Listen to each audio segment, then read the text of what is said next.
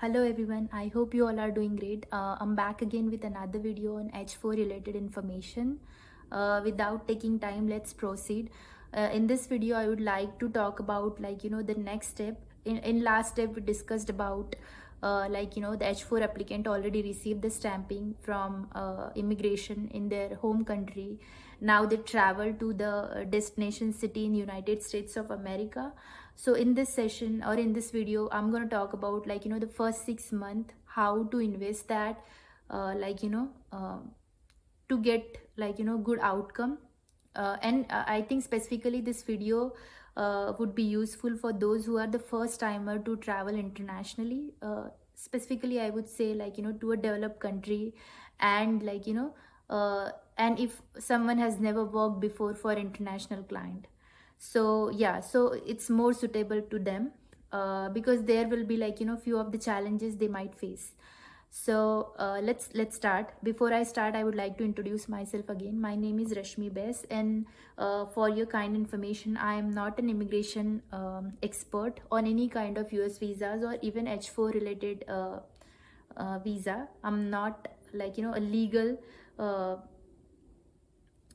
person to give that information. Whatever I'm sharing is out of my personal experience. Okay, let's start with that. So I would say the first 6 months should be invested by an H4 person, very light, in light mode. Give that 6 months to yourself, because you are coming from completely different world. And I know the home country you belong to, now each and every country is growing slowly because of social world, right? And social media. But still there are a lot of differences. So I would say the first 6 months should be given to adopt yourself for this new kind of environment, and that's really needed. And it's going to impact your professional and social life ahead, how it will help you to utilize that in your work culture as well, right? So let's go through few of the things, few of the things which you can invest your time in for first 6 months. So first thing first, I would say we'll talk about the driver license, because it's must when you come to United States. The mode of travel, definitely there are public transportation, but there are so many localities in this country where you cannot go by bus or train. Mostly the main areas or main counties, or some of the cities are connected internally. But again, if you are somewhere in the suburb, residing very inside in the woods kind of area, in that case it's really difficult to travel. Train will just drop you to a main station in the city, but from there again either you have to take Uber or something, right? So in that case, if you are new to this country, doesn't matter if you are with your H1 partner, I would say you are above 17, and it's your responsibility to take care of your traveling things, right? Like how you are gonna uh, like you know um, travel to few places, as you will need like grocery, few of the other stuffs and all, right? So I think the driver license is very important. When you enter this country, first thing you need to enroll is for the learner's permit. For that, you will go through an examination for each city, not for city, for each state there are different questions allocated. You need to go through them. Anywhere, if you are a new driver, it will take around 1 or 2 months to get this complete process done. um, yeah, so you can utilize those first 1 or 2 months for learner's permit, then for main driver license exam and all. And then you have already utilized that first 2 months, right? But in case you already carry the driver's permit from your own home country, but still I would like to say still go through the learner's permit, because the rules and regulations are quite different here.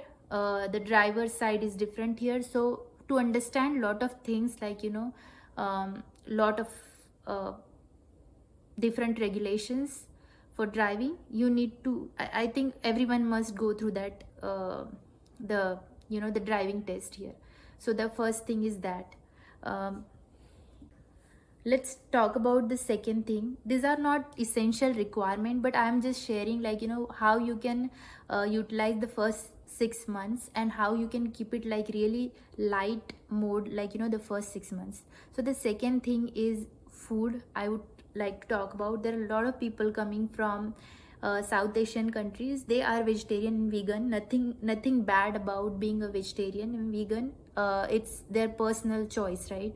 And this is a democratic country. Even India is a democratic country. You can eat whatever you want, but don't restrict yourself. Even if you eat like particular or specific kind of food. I know there are restrictions. Some of the restaurants from other countries here, they are having very few options, like as per if we talk about vegetarian or vegan options, right?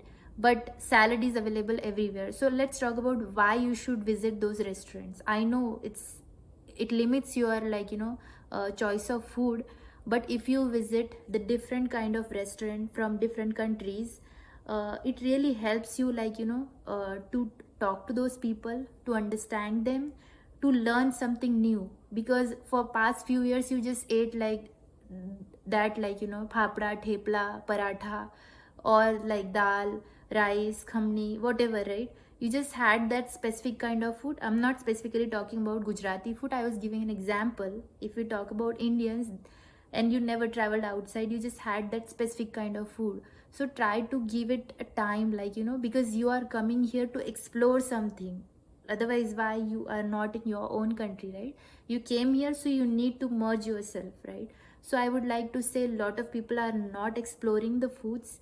I know the taste is quite different. It takes time. It will take time up to 2 years to understand different kind of food. But whatever options you get, even if you get tea or water, just go, try to join other people and understand different culture. It will really help you in a work location when you start working, because you will meet lot of other country people. This country is made of immigrants, not only from one specific country but from the world. So I think the food, exploring food, is really important here. Let's talk about the third thing is, I would like to say, don't just be a person who will stay at home whole day and night. Try to go outside, take some walks, go to the park and all. Why? Because when you'll come here, you'll get to know people. See, America is not specifically about Americans. In real, it's like lot of different country people are here. But there is one specific thing about America. I don't know, I never been to Europe, but here, people smile at each other. If you go outside, they will either say hi, hello to you, or they will greet you, or they will, if nothing else, they will just smile at you. Doesn't mean they are laughing. They are showing they are greeting you, basically, just how we say namaste, right? I'm not saying this thing we don't do in our country. Definitely we do as namaste as well, but for the specific kind of people, group of people, because there are a lot of people outside, we cannot greet like 100 peoples, right? So people every day. So yeah, so just like that here, we understand that culture, like how just smiling at someone can make an impact, or how just greeting someone can make an impact, right? So I think this thing is missing there, and we cannot implement the same thing in the developing countries, and there are different pros and cons, because that need some time to understand why exactly we don't do it in developing countries. But here there are few specific things which will help you grow, again, as a person. It will help you in personality development as well. So I would say, don't spend too much time inside your house. Lastly, I would like to talk about the trying to talk about how you can work on your accent. If I know South Asian accent is very clear and very point to point, everyone can understand each and every word. And it's not only about India, it's about Pakistan, Bangladesh, and other neighboring countries, even China as well. So we are specifically standing out. But I'm not going to talk about that. I'm going to talk about the accent. When you come here, it really doesn't matter how exactly your accent is, but do you understand the person who is communicating with you, and is he or she understanding you, and are you understanding them? So like, you know, your vice versa communication is happening, and you are delivering the message and you are getting the message which exactly you guys are meeting for, right? So I think that's more important. And it's really difficult in initial days when you come here, like, you know, understanding the different accent.